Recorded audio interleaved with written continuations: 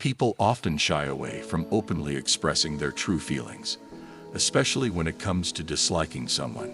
Instead of being direct, they choose to hide behind polite smiles, hollow compliments, and forced niceties.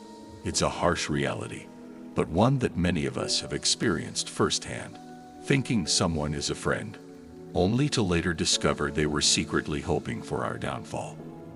If you don't recognize the subtle signs of hidden dislike, you may end up investing your time and energy into people who do not genuinely care for you. Instead of living in denial, it's crucial to acknowledge the signs that someone dislikes you, but is hiding it behind a facade of friendliness. One of the biggest giveaways is when someone constantly jokes about your flaws. Everyone enjoys a bit of playful banter, but when the jokes are always at your expense and focus solely on your imperfections, it's not just innocent teasing. It's calculated.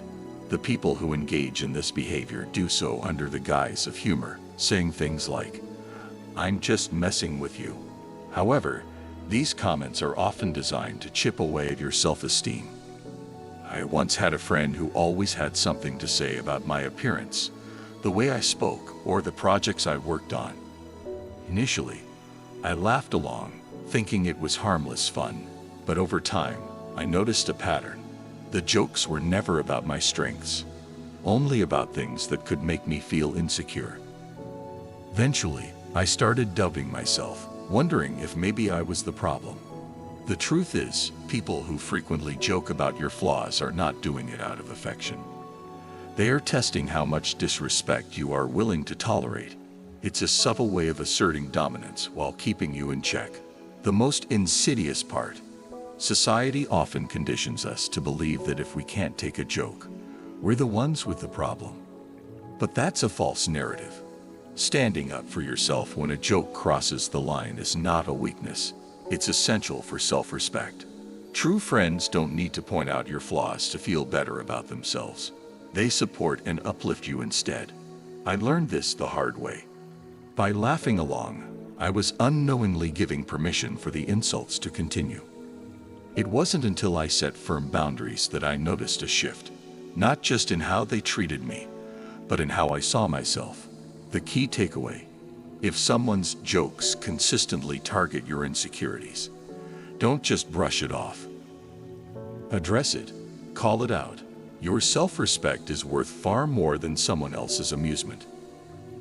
Another clear sign of hidden dislike is when people give backhanded compliments. These are the kinds of remarks that appear positive on the surface, but have a subtle sting to them, leaving you feeling worse rather than better. For example, if you put your heart and soul into a project and someone tells you, "Wow, this is actually pretty good for someone like you," it's not a real compliment, it's a disguised insult. That small phrase, "for someone like you," reveals what they truly think. They never expected you to be capable of such good work. People who give backhanded compliments are often insecure themselves.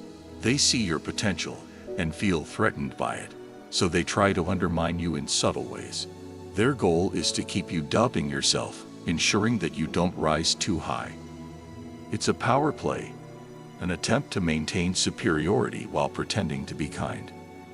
The reality is, we've all been guilty of this at some point, sometimes without even realizing it. Our own insecurities can manifest as passive-aggressive compliments aimed at keeping others in their place. However, recognizing this behavior in others and refusing to internalize it is crucial. I've learned to respond directly to these disguised insults by asking, "What do you mean by that?" This forces the person to acknowledge the underlying negativity in their words. Most of the time, they become flustered, realizing they've been caught. If someone's compliments make you feel worse rather than better, it's time to question their intentions. Genuine compliments should lift you up, not make you second-guess your worth. Surround yourself with people who celebrate your successes without hidden agendas. Another major red flag is when people subtly exclude you from plans. It's the little things: finding out through social media that your friends had a gathering, seeing pictures of an event you would have loved to attend but weren't invited to. When confronted, they'll often make excuses. "Oh, we thought you were busy," or "It was a last-minute thing." But the truth is, if they truly valued you, they would have made sure you were included. I've experienced this firsthand. There was a time when I noticed a group of people I considered friends consistently making plans without me. Whenever I asked about it, they would brush it off as an accident. However, I knew deep down that it wasn't. If they wanted me there, they would have made an effort. This kind of exclusion isn't just forgetfulness. It's intentional.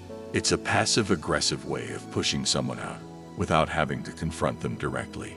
Instead of saying, "I don't like you," they simply make sure you're not around. The worst part is, many people in this situation choose to ignore the signs rather than confront them. It's easier to believe the excuses than to face the painful reality of being unwanted. However, staying silent only gives them more power to treat you as an afterthought. I decided to change that by directly addressing the situation. When I saw that I was left out, I would ask, "Why didn't anyone invite me?" The reaction varied. Some got defensive. Others tried to make up for it. But one thing became clear: was no longer going to accept being treated as an option. The bottom line is simple. If people want you in their lives, they will make the effort to include you. If they don't, it's time to walk away and invest your time in people who truly appreciate you. Friendship should never feel like a game of chasing after someone's approval. Lastly, a person who secretly dislikes you will always be too busy when it comes to spending time with you. Yet they'll somehow find time for everyone else. We've all heard the excuse, "I'm just so busy these days." While it's true that life can be hectic, when someone consistently makes time for others but never for you, the message is clear. They're not too busy. They're just too busy for you. I had a friend who constantly dodged my attempts to make plans, always saying they had too much on their plate. Yet, I would see them out with other mutual friends, seemingly always available for everyone but me. It took me a long time to accept that they were making a choice, not to prioritize me. We've been conditioned to accept being busy as a valid excuse, but in reality, people make time for what matters to them. If someone truly values you, they will find a way to stay connected, no matter how packed their schedule is. If they consistently leave you hanging, it's a sign that you're not a priority in their life. Instead of chasing after their attention, take the hint and focus on those who genuinely appreciate your presence. At the end of the day, life is too short to waste on people who don't truly care about you. If someone's actions consistently make you feel unimportant, undervalued, or disrespected, believe them. The most powerful thing you can do is set boundaries and walk away from relationships that drain you. True friends don't need to tear you down to feel good about themselves. They celebrate your strengths, support your growth, and make you feel valued without hidden agendas. Recognizing the signs of hidden dislike and removing yourself from toxic relationships is not just an act of self-preservation. It's an act of self-respect. People often claim they are too busy to spend time with others. But the truth is, people make time for what and who they care about. If someone is always too busy when it comes to you, it is not a matter of their schedule. It is a matter of their priorities. This is a difficult realization because it forces you to confront the fact that you might not be as important to them as they are to you. The harsh reality is that busy is often a polite way of saying, "I don't want to spend time with you." It is easier for them to blame it on their schedule than to admit that they are deliberately choosing not to include you in their life. This is a passive-aggressive way of keeping you at arm's length without facing the confrontation that would come with telling you the truth. They want to keep you on the hook, just in case, without actually investing in the relationship. I have been on both sides of this situation. There were times when I made excuses because I did not know how to tell someone that I had outgrown the friendship. However, being on the receiving end of this behavior taught me a valuable lesson. It is better to be honest, even if it is uncomfortable, than to string someone along with excuses. When I finally confronted a friend who was always too busy, The conversation was awkward but necessary. It gave me the clarity I needed to move on and invest my time and energy in relationships where I was valued. The deeper message here is that your time is precious, and so is your energy. Do not waste it on people who cannot be bothered to make time for you. If someone is constantly too busy for you, it is time to reassess the relationship. You deserve to be around people who are excited to see you and who make an effort to include you in their lives, not just when it is convenient for them, but because they genuinely enjoy your company. People change, and so do relationships. Sometimes we hold on to people out of habit, nostalgia, or fear of being alone, even when they have clearly moved on. But there is strength in letting go, in acknowledging that you deserve more than someone's leftover. It is not about being needy or demanding. It is about valuing yourself enough to walk away from those who do not value you. Another sign that someone does not truly value your relationship is when they avoid physical contact. Physical contact is a basic human interaction, a way of connecting and building trust. When someone goes out of their way to avoid even the most casual touch, it is a clear signal that they are uncomfortable around you. Once had a colleague who seemed to recoil every time I reached out for a handshake or a friendly pat on the back. First, I thought I was imagining things, but then I noticed that it was not just me. They were warm and tactile with everyone else. But when it came to me, it was like I had the plague. It was not long before I realized that their avoidance of physical contact was more than just a quirk. It was a deliberate effort to keep me at a distance. Physical contact is a natural part of human interaction, and when someone consistently avoids it, they are communicating the lack of comfort or connection. Some people simply are not touchy-feely, and that is okay. But when their behavior is selective, when they are fine hugging others but stiffen up around you, it is a red flag that something is off. They may not dislike you enough to say it outright, but their body language speaks volumes. We have all been there on both sides of the equation. Maybe you have avoided a handshake or leaned back when someone got too close because you just were not feeling the vibe. Or maybe you have been on the receiving end, wondering why someone always seems to flinch when you are around. It is uncomfortable, it is awkward, and it is often a sign that the relationship is not as strong as you would like to think. Physical contact is a fundamental part of human connection. It is how we show trust, warmth, and empathy. When someone avoids it with you, they are not just avoiding touch. They are avoiding closeness, intimacy, and vulnerability. They are keeping you at arm's length, both literally and figuratively. That is a clear indication that there is an underlying issue in the relationship. I have learned to pay attention to these cues, even when it is hard to admit what they mean. There was a time when I ignored the signs, convincing myself that someone's reluctance to get close was just a personality trait. But the more I reflected on it, the more I realized that it was about me and our relationship. When I finally confronted the situation, it led to some tough conversations and, in some cases, the end of the relationship.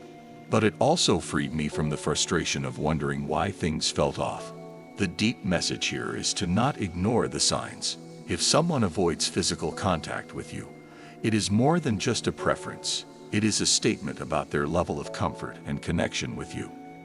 If you notice this pattern, do not be afraid to address it. It might lead to a deeper understanding, or it might reveal that the relationship is not as solid as you thought. Either way, it is better to confront the truth than to live in denial. Nothing reveals the true nature of a relationship like a crisis. When things get tough, you find out who your real friends are. If someone vanishes the moment you need them, it is not just a sign of flakiness. It is a neon warning that they are not as invested in you as you might have thought. When someone pulls a disappearing act during your darkest hours, it is not just hurtful, it is a betrayal. I learned this the hard way during a particularly rough patch in my life.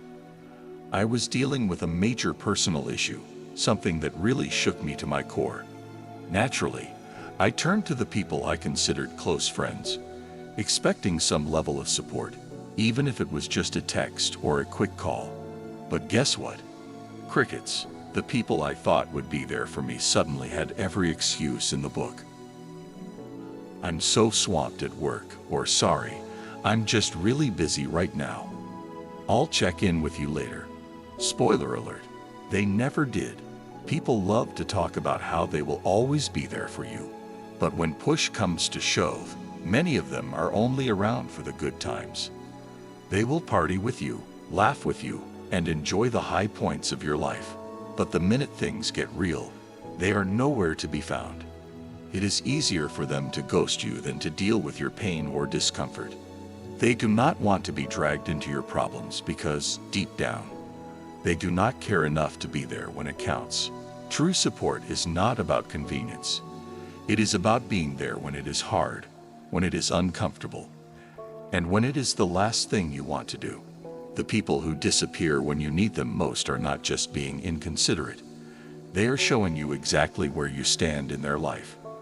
They are saying, without words, your problems are not worth my time. Support is the foundation of any meaningful relationship. It is easy to be around when everything is going well, but the real test of a relationship is how people respond when things fall apart.